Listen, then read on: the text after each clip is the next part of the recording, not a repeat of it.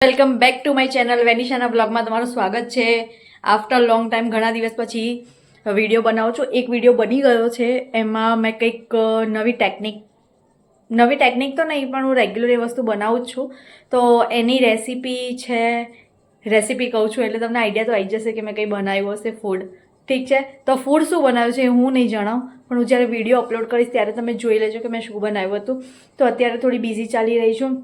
Finally 2-3 દિવસ મારે orders નથી, બરાબર. તો મારે બ્યુટી સર્વિસ નથી, ઓર્ડર્સ નથી, અને હવે બ્યુટી સર્વિસ લેવાનો મારો વારો છે, કેમ કે ઘરમાં છે મેરેજ.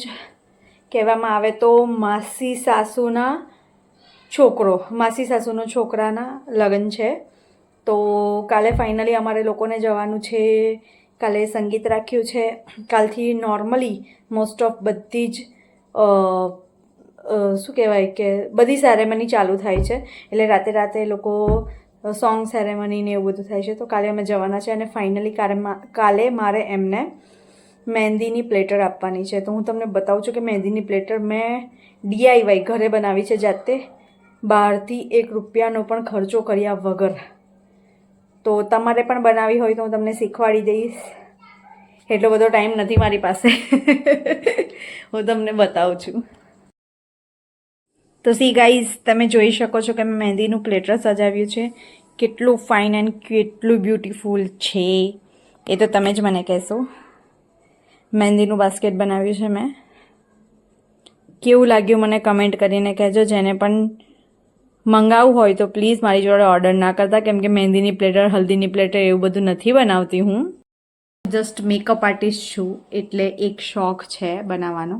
તો જસ્ટ થયું કે બનાવી દઉં. આમ પણ મારે એમને મહેંદીના કોન્સ આપવાના જ હતા, તો કાલે જવાનું છે એમને મહેંદી આપવા માટે.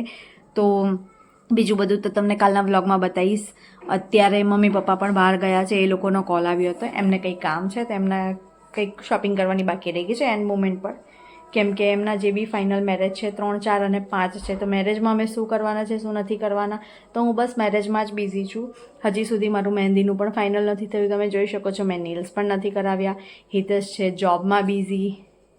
તો જોઈએ છે હવે શું થાય છે. અત્યારે તો ફાઇનલી શુક્રવાર છે આજે, બાય 1 ગેટ 1 ફ્રી ઓફર છે. તમને ખબર હશે, બધી લેડીઝોને તો ખબર જ હશે કે શુક્રવારે અને બુધવારે લાપિનોઝમાં બાય 1 ગેટ 1 ઓફર હોય છે, બરાબર. તો મેં મંગાવ્યા છે પીઝા, અને હિતેશને ખવડાવવાની છું મેથીનું શાક, રોટલી અને ખીચડી. એવું ના સમજતા કે હું એની જોડે દગો કરું છું, બટ એમને મેથીનું શાક બહુ જ ભાવે છે. તો મારા પાસે કોઈ ઓપ્શન નથી. કાલે રાતે પણ મેથીનું શાક જ બનાવ્યું હતું. પણ કાલે મારી જોડે એટલું બધું કામ હતું કે હું તમને મતલબ હું વ્લોગ ના બનાવી શકી. હવે આજે મારે ઘણું બધું કામ છે. એક તો ફર્સ્ટ ઓફ ઓલ બપોરે બધું કામ પતાવીને મેં આ મહેંદીની પ્લેટર સજાવી દીધી, બરાબર. મહેંદીની પ્લેટર સજાવીને હવે અત્યારે મારે એ લોકોને કાલે જે મહેંદીના કોન્સ આપવાના છે રેડી કરીને, તો ફાઇનલી અત્યારે હું રાતે મહેંદી પલાળીશ, અને મહેંદી પલાળીને કોન્સ બનાવીને મૂકી દઈશ, અને કોન્સ રિફિલ કરીશ કાલે. મહેંદીને 1 રાત આખા મતલબ કોઈ બંધ કન્ટેનર હોય એની અંદર મૂકી રાખવું પડે. તો જોઈએ છે, જમીએ છે. હિતેશે કીધું છે કે મને આજે 10-11 વાગશે. અત્યારે વાગ્યા છે 8:30. હિતેશને મેળ નથી પડવાનું, એટલે મારે એકલા જમી લેવું પડશે. તો ફાઇનલી ગાઈઝ પિઝા આવી ગયા છે, અને અમે લોકો ચાલુ કર્યું છે તારક મહેતા કા ઉલ્ટા ચશ્મા. અરે દયા. ઓકે, તો ચલો જમવા બધા. હિતેશનો કોલ આવ્યો. હિતેશ 10-11 વાગે આવવાના છે. હિતેશે કીધું કે મારું જમવાનું બનાવીને તો ઉપર લઈ જજે.